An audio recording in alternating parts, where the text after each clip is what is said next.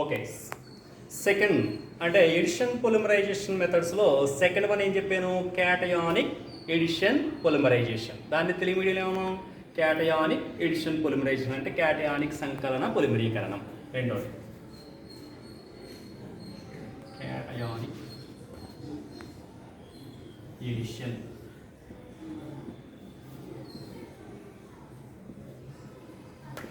Polymerisation. Cationic సంకలన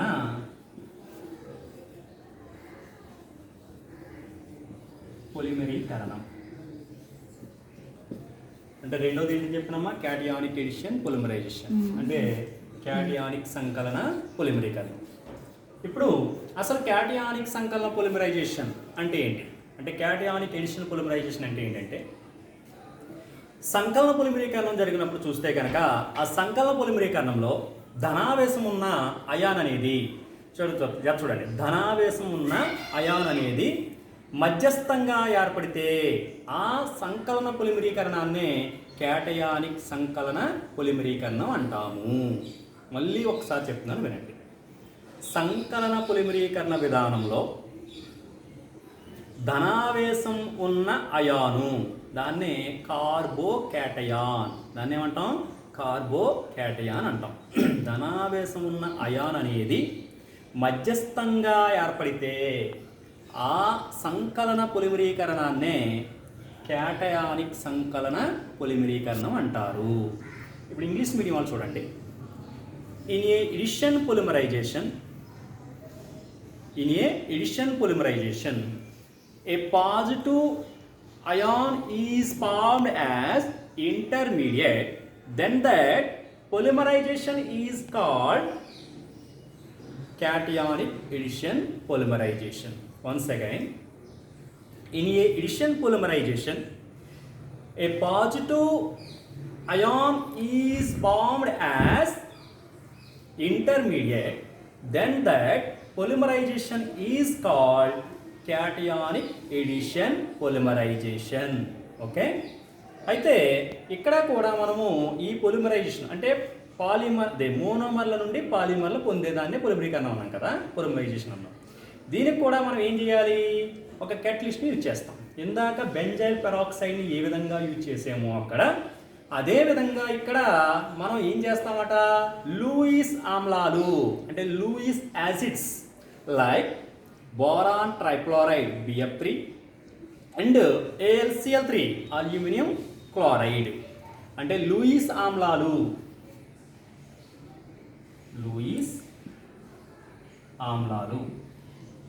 example ఏంటి?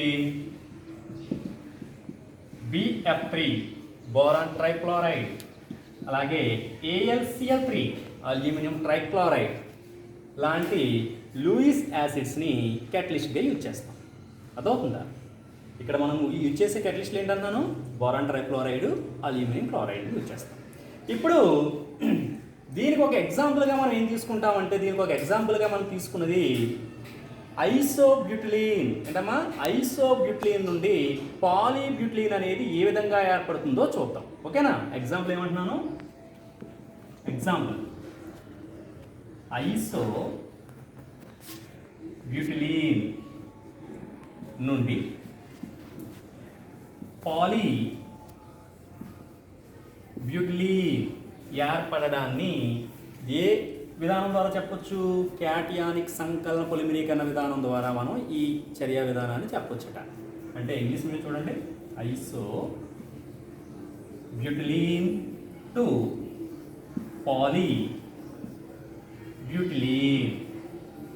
Okay, ఒకసారి మళ్ళీ చూడండి అమ్మా. క్యాటయానిక్ సంకలన పొలిమరీకరణం అంటే ఏమన్నా? నేను సంకలన పొలిమరీకరణం తీసుకున్నప్పుడు దానిలో ధనావేశం ఉన్న అయాన్లు మధ్యస్థంగా అంటే ఇంటర్మీడియట్స్గా పాజిటివ్ అయాన్స్ అనేవి ఏర్పడితే ఆ పొలిమరైజేషన్ని ఏమన్నాను? క్యాటయానిక్ సంకలన పొలిమరీకరణం అంటాము. ఇక్కడ లూయిస్ ఆమ్లాలు అంటే బోరాన్ ట్రైక్లోరైడ్, అల్యూమినియం ట్రైక్లోరైడ్ లాంటి లూయిస్ ఆమ్లాలని క్యాటలిస్ట్ అంటే ఉత్ప్రేరకాలుగా వాడతాము.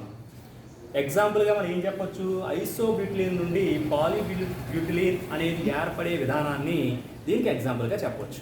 ఇప్పుడు ఈ చర్య ఏ విధంగా జరుగుతుందో చూడాలి. దాన్ని మనం ఏమన్నాం, చర్యా విధానం అన్నాం. ఓకేనా, చర్యా విధానం చూద్దాం.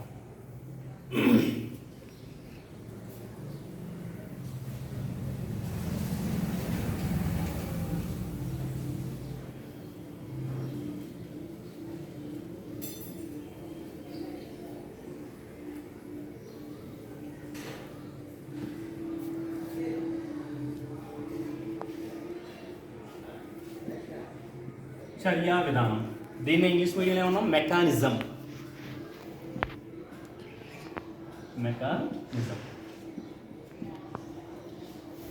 మనం ఇందాక చెప్పుకునేనట్టే, ఇందాక దేని గురించి చెప్పుకున్నాం, స్వేచ్ఛ ప్రాతిపదికల పొలిమరీకరణం అంటే ఫ్రీ రాడికల్ పొలిమరీకరణం గురించి చెప్పుకున్నాం. అక్కడ ఏ విధంగా అయితే చర్యా విధానం లేదా మెకానిజం అనేది 3 స్టెప్స్ ద్వారా జరిగిందో, ఇక్కడ కూడా మనకి ఈ చర్య కూడా మనకి 3 స్టెప్స్లో జరుగుతుంది, అంటే 3 దశల్లో జరుగుతుంది. ఆ 3 దశలు ఏంటి, ఫస్ట్ దీన్ని చెప్పాము దాకలాగే, chain initiation, INITIA initiation step, తెలుగులో ఏమంటున్నాం, శృంఖల ప్రారంభ దశ. శృంఖల ప్రారంభ దశ. రెండోది chain propagation, chain propagation step. దీన్ని ఏమన్నామో శృంఖల వృద్ధి దశ. శృంఖల వృద్ధి దశ. Third one chain termination step. Chain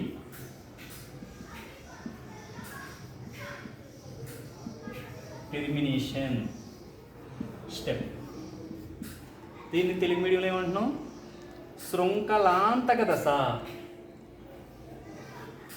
శృంఖలాంతక దశ అంటే మనం తీసుకున్న ఈ క్యాటియానిక్ సంకలన పొలిమరీకరణం అనేది కూడా అనే చర్యను తీసుకుంటే ఈ చర్య కూడా మనకి 3 దశల్లో జరుగుతుంది అన్నారు.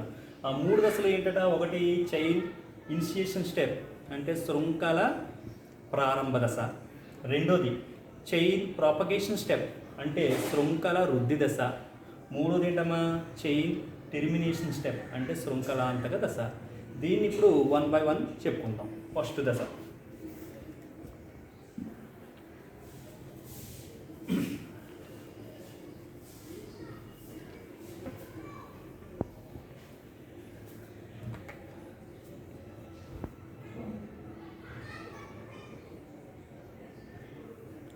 స్టెప్ 1.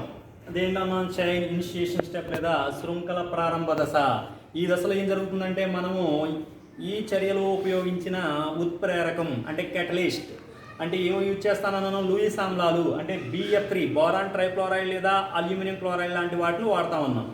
నేను తీసుకున్న ఎగ్జాంపుల్ ఏం తీసుకున్నాను, ఐసోబ్యూటిలేన్ నుండి పాలీబ్యూటిలేన్ ఏర్పడడం అన్నాను. ఈ ఐసోబ్యూటిలేన్ నుండి పాలీబ్యూటిలేన్ ఏర్పడడానికి వాడే ఉత్ప్రేరకం ఏదంటే BF3 అంటే బోరాన్ ట్రైక్లోరైడ్ను ఉపయోగిస్తాను. ఇప్పుడు ఈ స్టెప్ 1 అంటే మొదటి దశలో ఏం జరుగుతుందంటే, మనం తీసుకున్న లూయిస్ ఆమ్లం అనేది నీటి సమక్షంలో ఏంటమ్మా, మనం తీసుకున్న లూయిస్ ఆమ్లం BF3 అనేది నీటి సమక్షంలో మోనోమర్తో కలిసి మోనోమర్ ఏంటమ్మా, మోనోమర్ రాడికల్ ఇస్తుందట. ఏమొస్తుంది,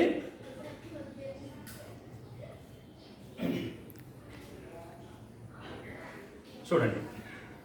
అంటే ఫస్ట్ ఇది నీటి సమక్షంలో జరిగినప్పుడు అంటే లూయిస్ ఆమ్లాలు అన్నాం. ఆమ్లాలు అంటే ఏంటి, H+ అయాలను మనకి ఇచ్చే వాటిలు ఏవైతే ఉన్నాయో వాటిని ఆమ్లాలు అంటాం. అంటే అది ఎలా జరుగుతుందో ఒకసారి చూడండి. అంటే BF3 + H2O ఇది నీటి సమక్షంలో జరుగుతుందని చెప్పాను కదా.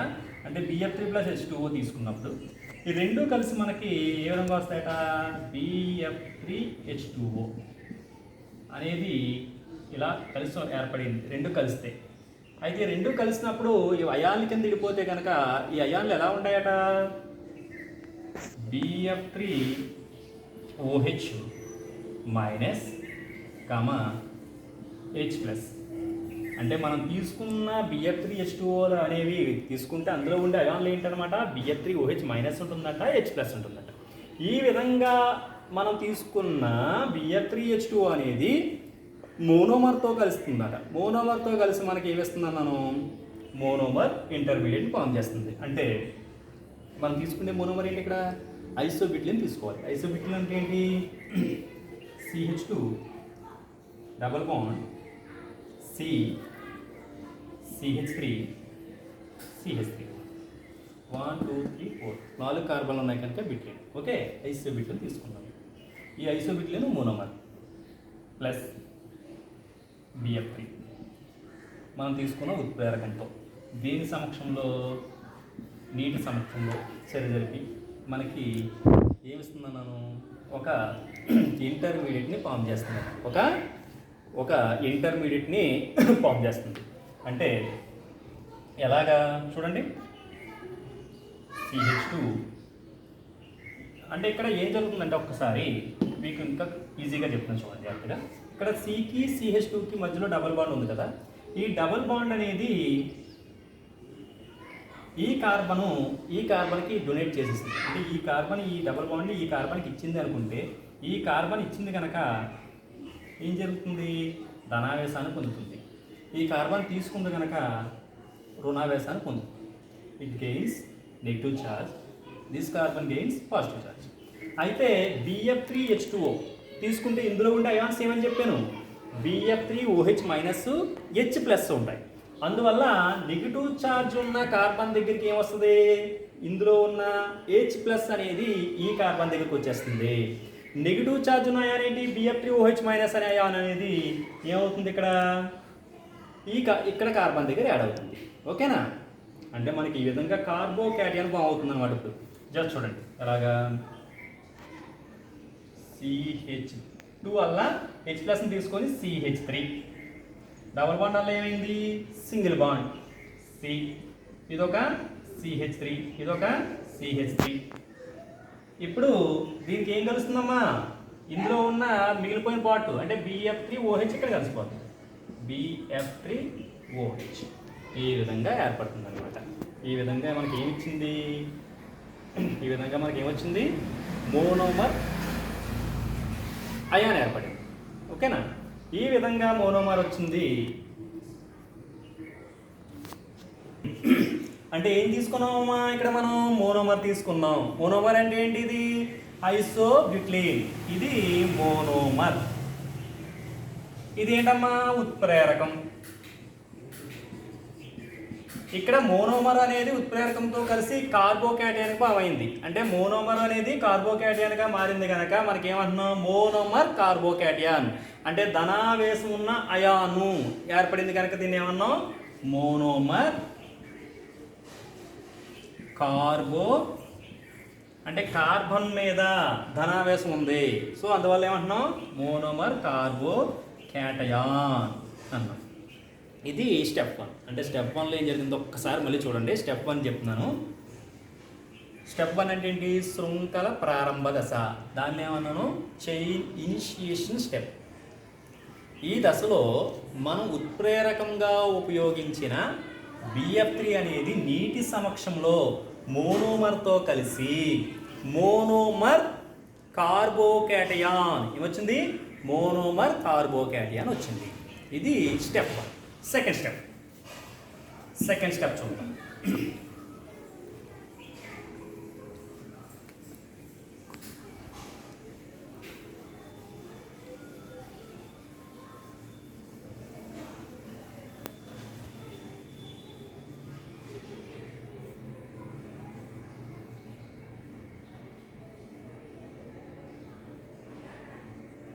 స్టెప్ 2లో దీన్ని ఏమన్నాం, చైన్ ప్రొపగేషన్.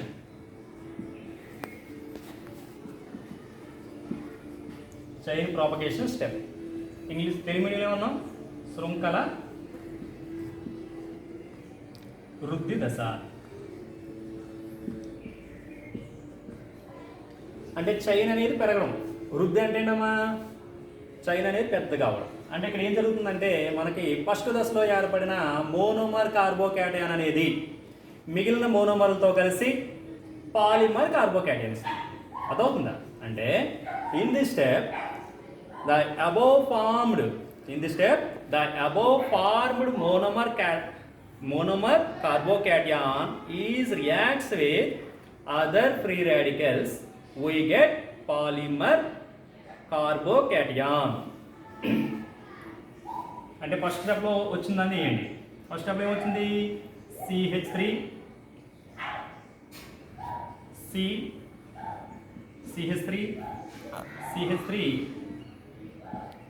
BF3OH పాజిటివ్ ఇది నెగిటివ్. ఓకే, ఈ విధంగా వచ్చింది. దీన్ని ఏమన్నా మోనోమర్ కార్బోకేటయాన్. ఓకే, ఈ మోనోమర్ కార్బోకేటయాన్ ఏం చేస్తుంది, మిగిలిన మోనోమర్లు అంటే మనం ఎన్ని తీసుకున్నాం మోనోమర్లు, n మోనోమర్లు తీసుకున్నాం చర్య జరగడానికి. కానీ నేను ఫస్ట్ స్టెప్లో నేను వాడింది ఒక మోనోమర్ వాడాను. ఇంకా ఎన్ని ఉన్నాయి దగ్గర, n-1 ఉన్నాయి. ఆ n-1 మోనోమర్లు కూడా ఈ దశలో ఇన్వాల్వ్ అవుతాయి అన్నమాట. అర్థమవుతుందా. సో n-1 ఇంటూ CH2CH3 ఇవి మోనోమర్స్ అంటే రిమైనింగ్ మోనోమర్స్. ఇప్పుడు ఈ విధంగా వచ్చిన మోనోమర్ కార్బోకేటయాన్ మిగిలిన n-1 మోనోమర్తో కలిసి మనకి మోనోమర్లు అన్నీ కలిసిపోతే వచ్చేదాన్ని పాలిమర్ అంటాం. పాలిమర్లో ఏముంది, ఇంకానో కార్బోకేటయాన్ ఉంది. సో పాలిమర్ కార్బోకేటయాన్ కలిసి వస్తుంది కనుక దాన్ని ఏమన్నాం, పాలిమర్ కార్బోకేటయాన్. సో మనకి ఏమొస్తుంది చూడండి, CH3 CH2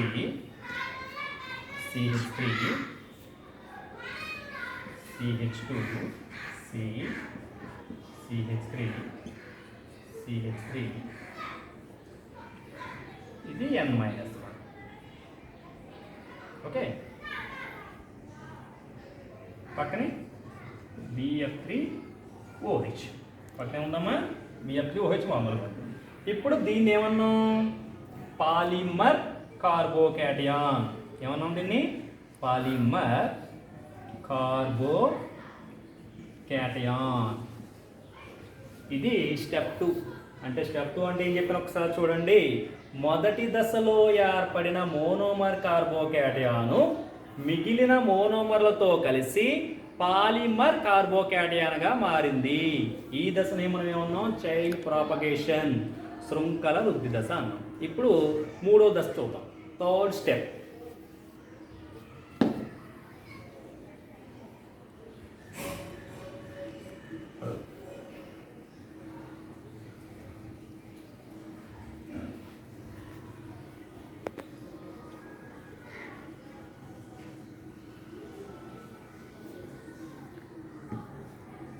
స్టెప్ 3 అంటే ఏంటమ్మా, చైన్ టెర్మినేషన్ స్టెప్. దీన్ని తెలియలేమన్నాం, శృంఖలాంతక, కంప్లీటెడ్ అనమాట. శృంఖలాంతక దశ. అయితే ఈ థర్డ్ స్టెప్ లేదా చైన్ టెర్మినేషన్లో ఏం జరుగుతుందంటే మనకి సెకండ్ స్టెప్లో వచ్చిన పాలిమర్ కార్బోకేటయాన్ నుండి మనం తీసుకున్న ఉత్ప్రేరకం, అంటే ఉత్ప్రేరకం ఏం తీసుకున్నాం, BF3, దేని సమక్షంలో తీసుకున్నాం, H2O, BF3H2O అనే దాన్ని ఉత్ప్రేరకంగా తీసుకున్నాం. ఈ BF3H2O అనేది రెండవ దశలో ఏర్పడిన పాలిమర్ కార్బోకేటయాన్ నుండి తొలగిపోయి మనకి పాలిమర్ ఇచ్చేస్తుంది. అదవుతుందా. అంటే ఏంటట జస్ట్ చూడండి, CH2 CH3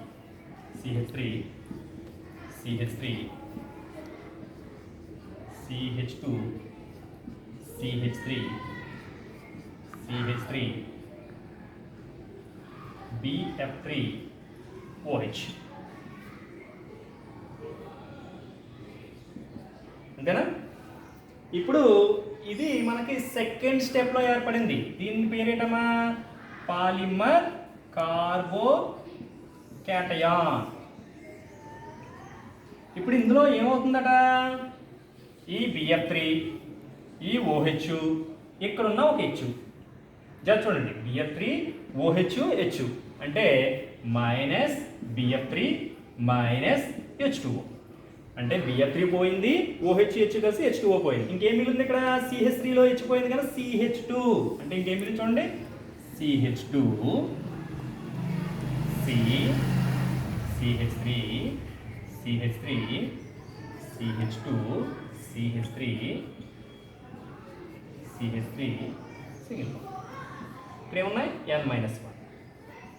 ఈ విధంగా మనకి పాలిమర్ వచ్చింది. అంటే పాలిమర్ కార్బోకేటయాన్ నుండి BF3 H2O తొలగిపోయి మనకేమొచ్చిందమ్మా? పాలిమర్ వచ్చింది. దీని పేరేంటి? పాలీబ్యూటిలీన్. దీని పేరేంటి? పాలీబ్యూటిలీన్. అంటే మనం ఏం తీసుకున్నాం? ఐసోబ్యూటిలీన్ తీసుకున్నాం, పాలీబ్యూటిలీన్గా మార్చాం. ఇదమ్మా ఏంటి? క్యాటయానిక్ సంకలన పొలిమరీకరణం యొక్క చర్యను చర్యా విధానం ద్వారా వివరించడం. ఓకే, ఇది రెండోది. ఓకే.